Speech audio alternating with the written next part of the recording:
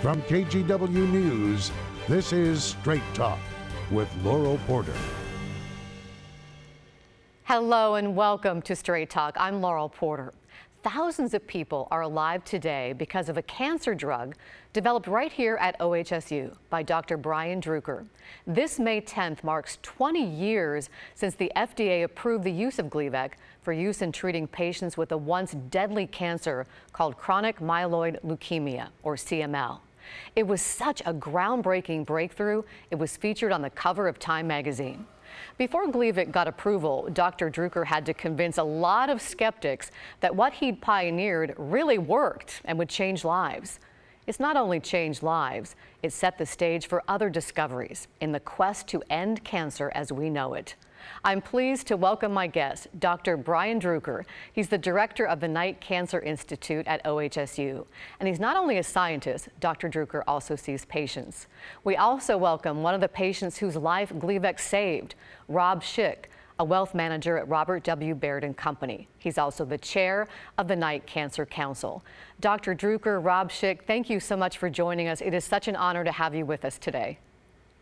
Thanks, Laura. It's great to be here. I want to start with Dr. Drewker. How does it feel to be marking 20 years since the FDA approved the groundbreaking drug that you pioneered, Gleevec?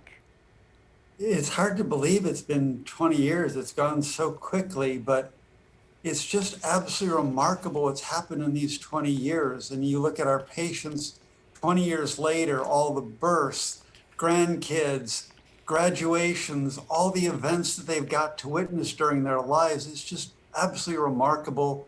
And 20 years ago, I said, I'm just grateful to be a part of these types of breakthroughs, and I'm still grateful to see what's happening. Doctor, what did a diagnosis of CML mean before you developed Gleevec? Before Gleevec came along, we would tell patients they had maybe 3 to 5 years to live. The only effective treatment was a bone marrow transplant, and that had incredible hazards to it. So patients had a pretty limited lifespan, and the hardest part was there was really nothing we could do about it. We would wait until their leukemia advanced to a much more difficult to treat acute leukemia, and we couldn't do anything about it. So it really was a death sentence for these patients who were diagnosed with this leukemia. And Rob, how long has it been since you were diagnosed with CML, and what are your thoughts about marking 20 years of Gleevec? Yeah, so I was diagnosed in September of 2005, so it's over 15 years ago now. And it's funny as I think back, I was fortunate enough to be a part of the 5-year celebration, and then the 10, the 15, and now the 20.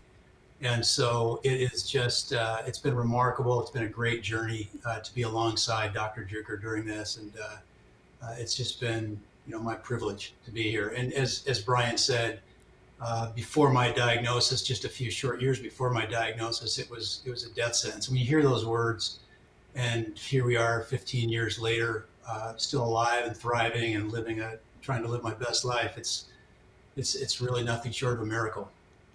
Let's talk about that miracle. Dr. Druker, Gleevec was revolutionary. No one had ever done what you did with a cancer drug. What was so unique about it? Tell us how it works. It works by targeting cancer, leukemia cells, without harming normal cells. And up until the development of Gleevec, people talked about trying to do that, but nobody had done it. And we showed the world a path forward that you actually could accomplish this by understanding what was driving the growth of a cancer, what was actually broken, you could fix it. And that opened the door to hundreds more of these targeted therapies that are now saving literally hundreds of thousands, if not millions of people's lives around the world. So it's a precision medication. I noticed on Time magazine it showed kind of, it made it look like it's similar to bullets, that it targets the cancer. Yeah, so they called it magic bullets, and that it really was almost like a silver bullet just targeting the cancer and leaving normal cells alone. And when you think about chemotherapy, oftentimes we talk about all the horrible side effects, nausea, vomiting, hair loss. This medication is a pill that people take, and its side effects are really pretty minimal. And again, that underlies the fact that it's really just going after the cancer cells, leaving normal cells unharmed. And that was the real revolution behind this development of this medication. You could actually do that instead of thinking about it, imagining it. We made it possible. Let's go back to the time, Rob, that you were diagnosed with cancer. How did that news hit you? What were you thinking at the time when you heard you had cancer? Yeah, I'd been very active prior to that for many years, and tried to lead a healthy lifestyle. And when you hear those words, it just stops your clock. And it was a dark time for sure. You had more questions than answers, and some of the things Brian's referring to. I quickly went to chemotherapy, a potential bone marrow transplant. Would I be here in a few years, 3 years, 5 years? I was really starting to think about life for my family after me, and that's pretty heavy. Had you ever heard of Gleevec before, and how did it change your life? That's a long answer. So I had not heard of Gleevec, which is remarkable because all of this incredible work that Dr. Druker led was being done in my hometown, and I'd never heard of it. And shortly after diagnosis, I was introduced to Brian, and he handed the keys to my life back. I mean, simply put, he provided hope where I had none. And when you think back these 15 years, it's not just life, it's life events. I know you thought maybe you wouldn't be able to walk your daughter down the aisle. Right. Seeing my kids, all three of them, graduate high school, graduate college, get jobs, and then seeing my daughter's wedding day and walking her down the aisle, just taking great pride in that, being with my family for those days and those events. It's hard to really describe that. I'm so grateful to be here and to give back in any way I can for these years that I have, and hopefully many left, to just live my life and enjoy, all the good things life has to offer. And it's just a blessing and a privilege to be involved with Brian and his work. It truly is. And we can never give back what he's given us. We have photos of you playing golf with your son and some friends, and shots of you with your grandson. Do you have to take a pill? Do you take it every day? And are there any side effects? I do. I continue to take the same pill that I took 15 years ago, and it started out with a higher dose than I'm on now. Brian's reduced my dose over the years, but it's a daily, every evening I take it. And you heard Brian talk about some of those difficult, challenging side effects that so many cancer patients still have from chemotherapy: hair loss and weight loss and nausea and things of that nature. I had none of that. I've had none of that, and that's part of the miracle here, is that this precision medicine now, that this new era that we're in, where someone like me can just take a pill and go back about their life. And so I really haven't had any major side effects over all these years. And Dr. Druker, Gleevec doesn't really cure cancer, right? It makes it manageable?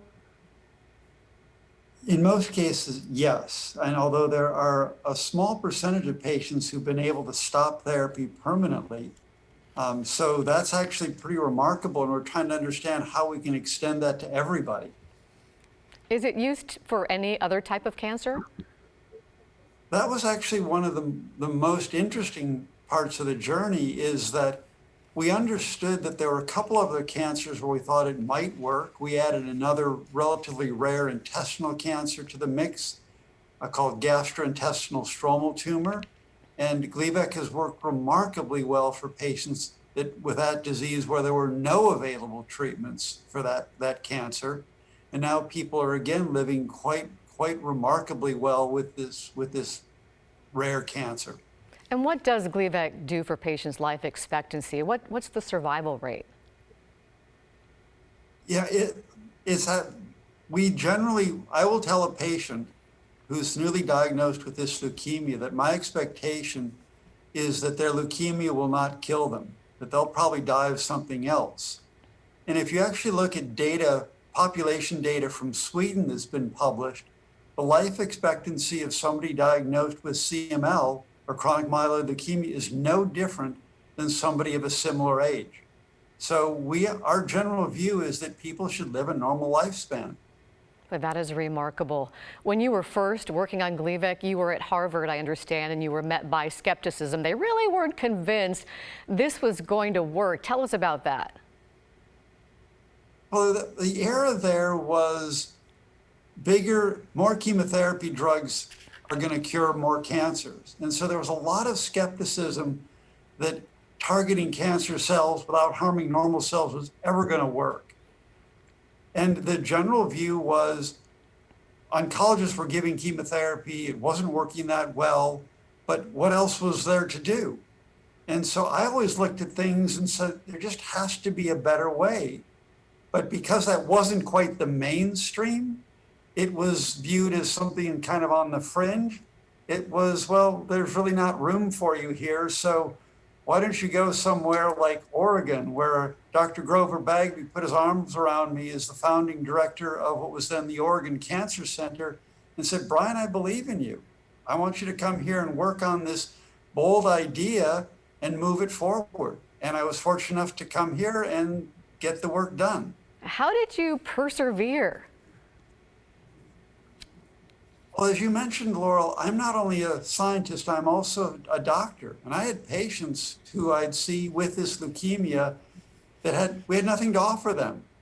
And I had set out to go into the laboratory to make a difference, to do something better, and to bring advances out of the lab into the clinic to benefit the patients I was taking care of.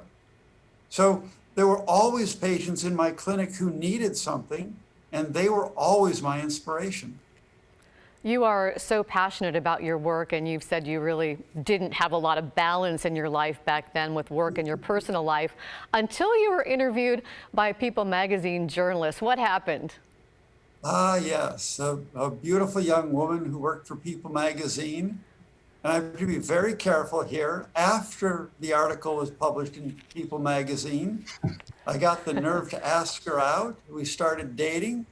And we actually just the other day celebrated our 19th anniversary. And we have 3 wonderful children. One hopefully will graduate from college this year, a second will from high school this year. And that's been my life events. Well, congratulations on that 19 years. And Rob, you've been so inspired by Gleevec and how it changed your life. You've become an advocate and got involved with the Night Cancer Council. Tell us about that. Yeah, it's been maybe the most fulfilling thing in my life these last 15 years, and really a part of who I am now. Once you've been given your life back, you can't give back enough. And you know, when I first met Brian, shortly after when I kind of felt like I was back on track. I went to an event that he was speaking at, and he had a really interesting PowerPoint. And in the middle of that PowerPoint, I kind of thought to myself, his light went off, and I thought, you know, I wonder how much more effective a healthy, thriving patient would be than a PowerPoint. And so I went to him, and he quickly got me lined up with the right people, and I got involved, and I started speaking. Actually, the first real significant event I spoke at as a patient advocating for research was the 5-year anniversary of Gleevec. And we did that. When I first met Brian, he was in kind of the back corner at a small lab at OHSU up in the back corner. And we were that 5-year event, we actually did in a shelled out space up on the hill that we were trying to raise the money for a new state-of-the-art lab for him. Well, we ultimately got that money raised, and now we've evolved from there to a beautiful world-class 8-story cancer research building down the south waterfront that we're just incredibly proud of. And Brian's been able to recruit, he could speak to so many talented people from across the country and around the world to come here to help solve this problem for other people who are going through, you know, worse things than I went through. People that were diagnosed with my leukemia 10 years earlier didn't have the outcomes I had. We're just trying to bring those outcomes to more patients around the world. And Dr. Druker, you see patients, as you mentioned. Can you tell us a story about one of the patients maybe that you have? I understand you treated a 6-year-old. Yes, so a remarkable 6-year-old who was diagnosed 1 month after the FDA approval. So that would have been June of 2001. She ended up going to nursing school and was a nurse at Dornbecker Children's Hospital. And just last year, she delivered her first child. And she's one of the fortunate ones who've been able to stop therapy and remain off therapy now for a couple of years. And that's just, to me, that's just absolutely remarkable to have watched this young child grow up, mature, and now start her own family in a new cycle. What a great story. It does make all of us feel really great to hear. Thank you, Doctor. Before we go to a break, here's a webpage where you can donate to the Knight Cancer Institute and show your support for cancer research at OHSU. You can also find out about cancer services. I'll include a link on kgw.com. Just look for the Straight Talk story on Gleevec. It is time to take a break. When we come back, we'll look at what could be next in the quest to end cancer as we know it. We're back in 2 minutes.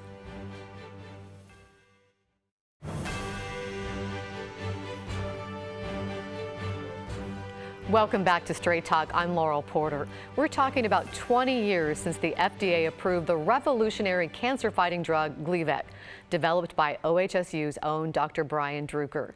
And you're invited to celebrate with OHSU at its virtual event coming up on Monday, May 10th at noon.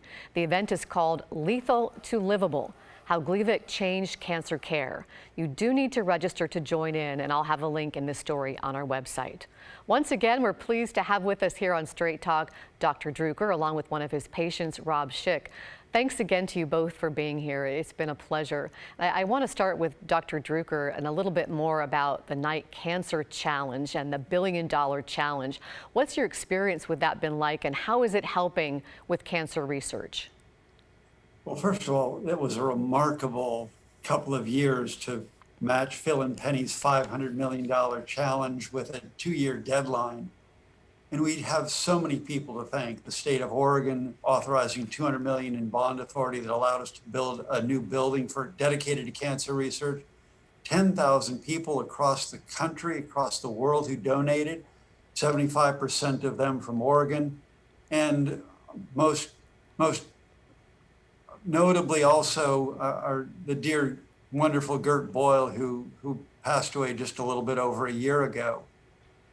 But the reality is what that has done is it's catalyzed a movement.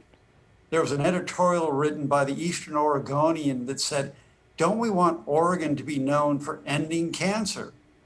And what we've done over the past 5 years is we recruited immense talent to Oregon to work on the cancer problem. We promised that we'd recruit about 1,000 people over a decade. In 5 years, we've gone past that 1,000 people working here in Oregon trying to cure cancer. And we've made remarkable strides and advances. And what's next in the fight against cancer? What sorts of things are you researching right now? Well, the couple of areas where we're putting enormous attention are advanced cancers and trying to bring this precision oncology to everybody. To think about how do we analyze cancer thoroughly, deeply, and learn as much as we can about each person's cancer and use that knowledge to target their cancers precisely. But the other thing I've said for as long as I've talked about Gleevec is that one of the things we learned from Gleevec is that we had to treat early in the course of the disease to get great outcomes, which is why we put enormous effort on detecting cancer earlier when it's more treatable. And we're actually working with a company that's developed a blood test that can detect many different types of cancer at very early stages. And again, that's something that people thought that's impossible. And we're already seeing that possibility with a simple blood test to detect many different types of cancers early. And if this pans out, that would be yet another revolution that we participated in. Well, I agree. Let's be known here in Oregon for ending cancer. Rob, how does the Knight Cancer Challenge and the Knight Cancer Council you're chair of, how do they fit together? Yeah. Well, the challenge was, I was the chair at that time, and it was the most inspiring couple of years of my life, really. I mean, we had as a council, what we really try to do is advocate for Brian and the Cancer Institute. And during that challenge, we had 2 years to raise $500 million. And, we took it upon ourselves to go after it. And we got donations from every state in the United States.